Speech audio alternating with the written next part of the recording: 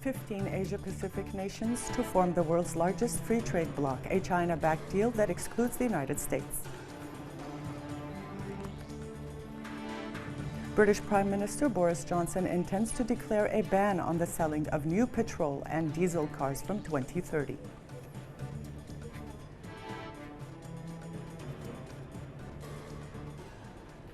Good afternoon and welcome to Economy News. Vietnamese Prime Minister earlier held a virtual meeting with members of the RCEP at the partnership's fourth summit, where 10 Asian nations aim to create a new free trade bloc. More in the following report by Omar Al-Husainan. 15 Asia-Pacific economies will form the world's largest free trade bloc, a China-backed deal that excludes the United States, which had left a rival Asia-Pacific grouping under President Donald Trump. During the 37th ASEAN Summit, where 10 member Southeast Asian nations, along with partners in the Asia-Pacific, discussed about signing of the Regional Comprehensive Economic Partnership, Vietnam's Prime Minister hosted a virtual meeting in Vietnam between members of the RCEP. At the partnership's fourth summit, the meeting took place only hours before the signing of the agreement after 8 hours of negotiation.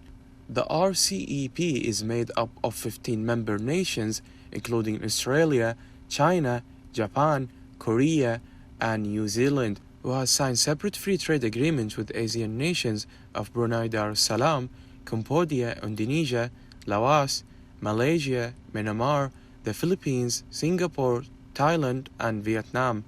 India pulled out of the RCEP talks in November last year, but ASEAN leaders said that the door remained open for it to join in. With state-controlled Petrobras working to increase its oil output and export, Brazil is exploring new options to diversify its export market. This comes as exports of crude to China continue rising, having them reach 1 million barrels per day in April this year. Brazil is interested in other options for its growing supply, with a focus on Asia. Petrobras is aiming to produce more barrels per day to meet this growing demand, minimizing dependence on China. Meanwhile, India is looking to diversify its suppliers, with Brazil appearing an attractive opportunity. In January, Oil Minister Dharmendra Pradhan met with Brazilian Minister for Mines and Energy Bento Albuquerque to discuss the potential partnership between the two countries.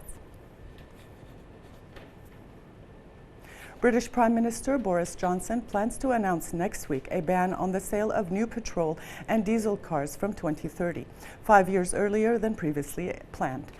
Britain had originally planned to ban the sale of new petrol and diesel-powered cars from 2040 as part of efforts to reduce greenhouse gas emissions, and in February, Johnson brought this forward to 2035.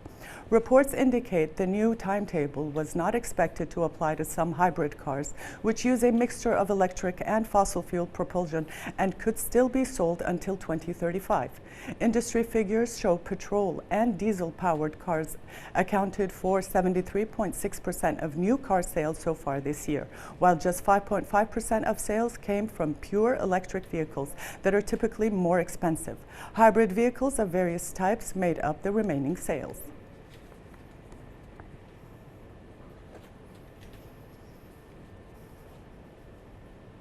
Gold rate today remains choppy in Indian markets following the global rates. On MCX, gold rates settled at 52,050 rupees, while silver rates are at 63,600 rupees.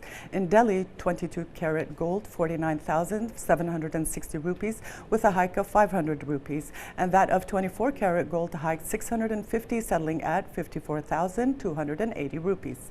In Chennai, gold is at 47,840 rupees per 10 grams of 22-carat, with a fall of 40 rupees, and that of 24-carat is at 52,050 rupees with a fall of 150.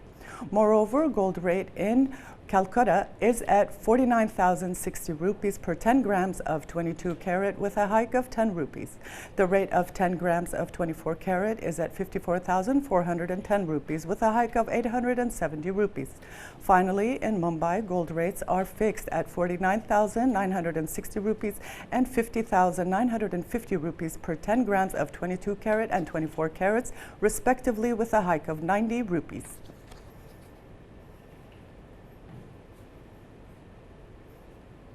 And that's it for Economy News. Stay tuned for the sports news with Sundus Al Faraj.